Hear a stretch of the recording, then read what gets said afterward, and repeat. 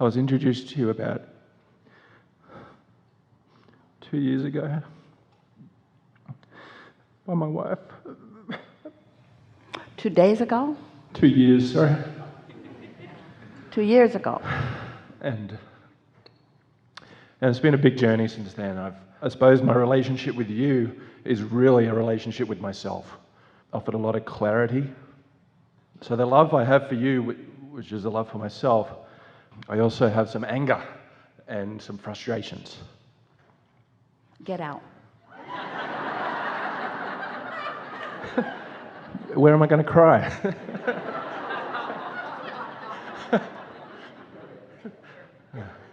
It was 1.5 years ago. Everything was magic. I had some desires, and my whole world supported that desire faster than I imagined. And I let go of resistance. I'm usually a heavy thinker, which is to my detriment that I see. So I let go. It's to your advantage. Focus is always to your advantage. Getting good at focusing in the direction that feels best takes some time, but focus is always a wonderful thing. Okay. And I've been on this journey. I've traveled around the world for about 1.5 years now, and I had this desire to go somewhere with my wife. We went there, and the desire became undesirable. And I have a problem with that because I feel that everything was lining up, and I felt good, I felt great, it was inspiring. I let go of everything and turned up to be at that point. And it just didn't feel good. I would wake up, I don't cry a lot, it's very emotional for me now, but I would wake up with a tear in my eye and I was not happy. I wasn't feeling, it was heavy resistance.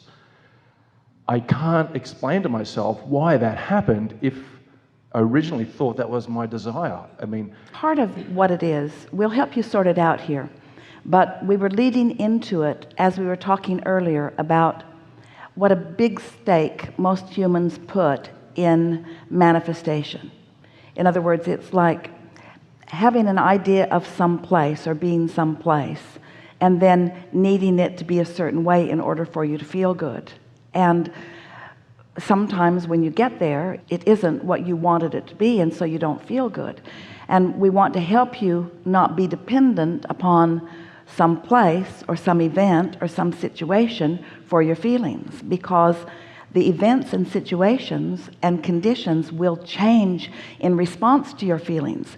But when your feelings are changing in response to the conditions, now that's a backward thing.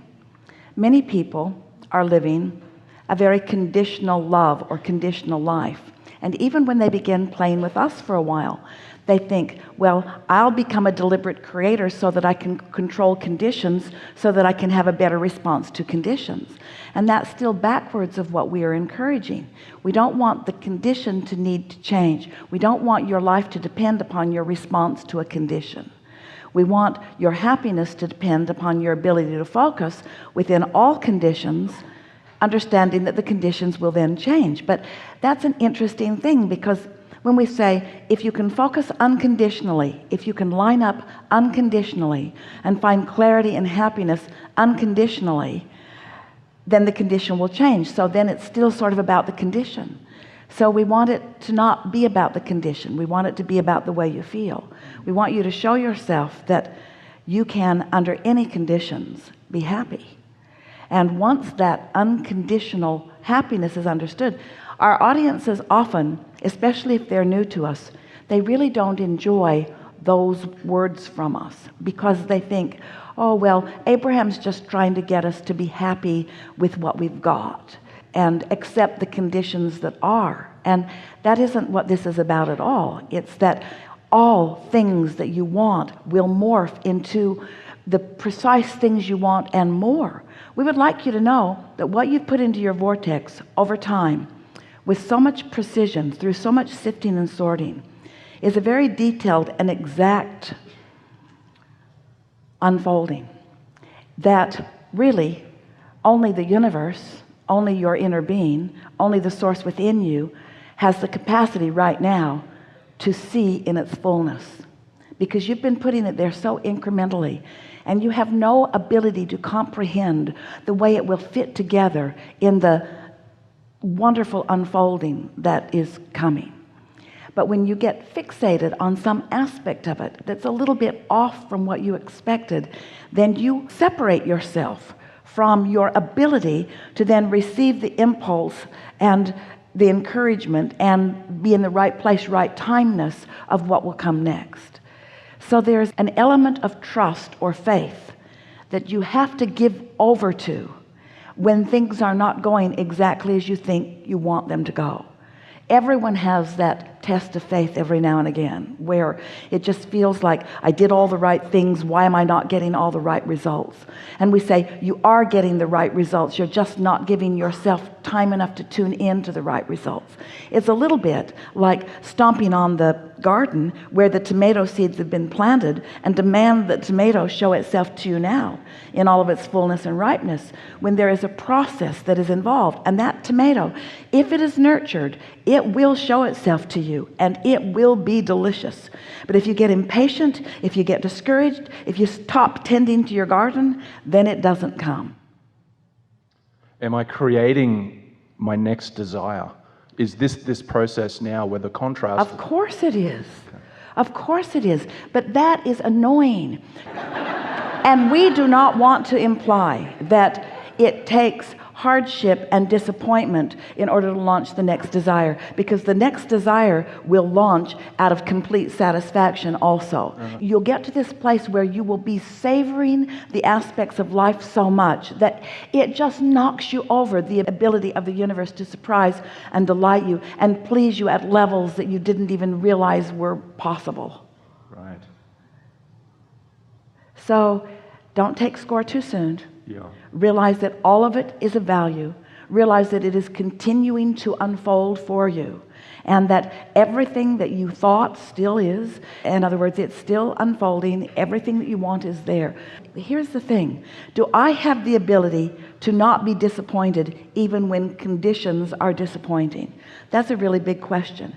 And the answer is, how conditional are you? Disappointment or your pleasure is conditional or contingent upon the condition, then you're probably going to be disappointed quite a bit as conditions are improving. But if you have the ability to see it as coming and to accept it as part of the process and embrace the clarity that is coming as a result of the contrast, then what happens is you discover things right around that disappointment that are not disappointment. It's like finding the real treasure. It's like finding it where it is. It's like the treasures are buried all over the forest, but somebody gave you a map and said, here's where it is. So you went to that spot and you dug and you dug and you dug and you dug and you didn't find the treasure because whoever gave you the map didn't really know where it is. But your inner being does, and it's all around you. But instead, you're so disappointed that you throw down your shovel and you assume that the story isn't real and that the treasures aren't there. And so you miss them, even though they were all around you. Where if you could have just stayed encouraged, then an impulse would come and an impulse would come, and there you would find the treasure lying right there on the surface of the ground. It wasn't even buried. It wasn't even hard to find. Not for you. Yeah. So if I've got to that X on the map where the treasure is, and I'm feeling that, oh man, I've missed it, and it's there, how can I pivot at that point to... Pretty hard. By the time you've reached a place where you're in true disappointment and you're beating the drum of where is it, where is it, where is it? Yeah. So that's where a nice nap comes in. That's where refreshing comes in. Right. Go putting your feet in some water, meditate, make love to somebody, do something that distracts you from the disappointment. And then... Okay. You'll be refreshed and back in true sync with your resources. In other words, your clarity can return in the moment that you stop doing that thing that is keeping it from being there. Thank you, Abraham. Much love and appreciation for you. So the other night, I'm with my family having dinner, and my 6-year-old son says to me, Dad, you're not going to die, right? You're going to be here forever. So I said, well, one day I'm going to transition, but don't worry, I'll always be there with you. And he said, well, when that point comes, can I hold your hand and can I go with you? And I said, well, not exactly, because I have a soul and my soul will leave my body and go to heaven. And we were looking outside and the moon and the stars, and he said, so where's heaven? Is it in the moon? Is it out there? And I said, well, it's there, it's the universe, it's kind of everywhere. And he said, but how am I going to talk to you? Is there Wi-Fi? He loves his iPad, so is there Wi-Fi in heaven? Can we FaceTime each other? So I said, well, I'm not going to need Wi-Fi, because if you just relax and quiet your mind, you'll be able to hear me, and I'll always be there with you. And he said, well, will I recognize you? And it was question after question after question. Will this house be here? Will the furniture be in heaven? I'm getting to my question. And I said, well, you can imagine it. Heaven can be what you want it to be. So if you want to, go to the beach or go to the mountains, you can kind of create that. And he said, well, then I want to be at the beach resort where we were in Mexico, So my question to you, Abraham, is what is heaven like? Is it what you can imagine? Can you do that? Can you be driving a sports car or laying on the beach or relaxing, and obviously in another dimension? But what is it like, and what would I tell my 6-year-old? We want to go back to the beginning of his questions, because we wanted to give him a slightly different answer in his very early questions, which would then give you the answer that you're really looking for here. Thank you, yes. When he said to you, can I hold your hand when you go? Our answer to him would have been, yes, but I will not really leave. It will seem like I've left for a moment, but I'll be right back, and I'll take your hand again. Your answers to him were very good answers, and they were a big improvement over many of the answers that others have been giving about that. But the thing that we really want you to hear is that your heaven for you will be continuing to take hold of his hand. It will be running on the beach where he is running. It will be driving in the sports car where he's driving. It will be participating in the fun that he's having. In other words, when you reemerge into non-physical, you don't go. You have the ability to focus anywhere. And do you know where you want to focus? Right here, where everything that you care about and all that you've been creating is. Did you follow that? In other words, heaven is not some abstract other place. It's a vibrational ability to participate here. That's what we're talking to all of you about when we say the source is right here with you, having thoughts about what you're having thoughts about. And then we would go on to say to him that we would say, as speaking to him, in your most joyful moments, your thoughts and my thoughts will be melded together, like mind melding. He'll understand that. And the happier you are, the more you will realize that I'm right there with you in this thought. But if you do something that's rather normal and you get upset about something or worried about something and you feel that discomfort, that means you're having a different thought about the same thing that you're thinking about that I'm thinking about. I'm knowing it's going to work out. You're worried that it won't. You'll feel the fullness, because what humans want to call heaven is source energy focused with you here. Now, hear this. You just got to feel and understand the logic in this. We're just going to take a moment while you wonder why we're not talking, so that we can get your undivided attention. This is the leading edge. This is the leading edge. This is the leading edge. This is what we are all about. We are all interested in the leading edge. We want to be with you when you're driving your car fast. We want to be with you when you are celebrating, when you are dancing, when you are basking. We want to be with you in the continuation of the creation of this magnificent leading edge, not ending times, leading edge, time, space, reality. This is where it is. This is the leading edge. This is where source is focused.